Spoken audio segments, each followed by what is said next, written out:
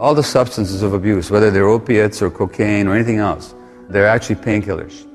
Some of them specifically are painkillers. But physical pain and emotional pain, the suffering is experienced in the same part of the brain. So when people suffer emotional rejection, the same part of the brain will light up as if you stuck them with a knife. The Eckhart Tolle says very nicely that addictions begin with pain and end with pain. So that all the addictions are attempts to soothe the pain. So when I work with addictions, the first question is always not why the addiction, but why the pain. And what you find is emotional loss or trauma. In the case of the severe addicts, as in the downtown East Side here, they were every single one of them traumatized. There's no women walking the streets here who had not been sexually abused, not even by accident. But you know, whether it's a sex addiction or internet or relationship or shopping or work addiction, these are all attempts to get away from distress. Keith Richards, the Rolling Stone guitarist, said, who used to have a severe heroin habit, as you know, he said that all the contortions we go through just not to be ourselves for a few hours. Well, why would somebody not want to be themselves? Because they're in too much distress and too much pain. So I don't care what they tell you about genetics or any of that choices or any of that nonsense. It's always about pain.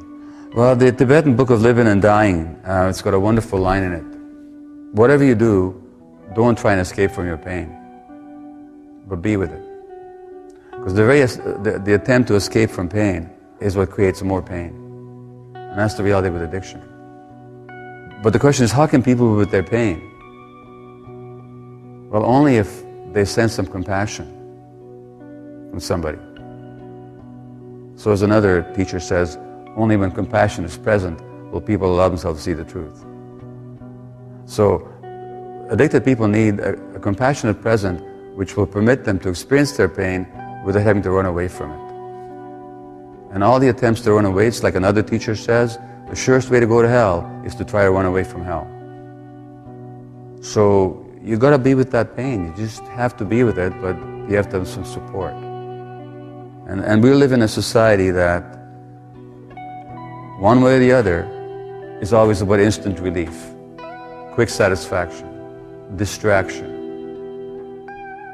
In other words, we live in a culture that is based on, both economically and psychologically, on not supporting people to be with themselves. So it's always the quick getaway. So it's very difficult to deal with addictions in a society. But yeah, it is a matter of, at some point, finding a way of being with your pain so that you can actually get to know what it's really all about.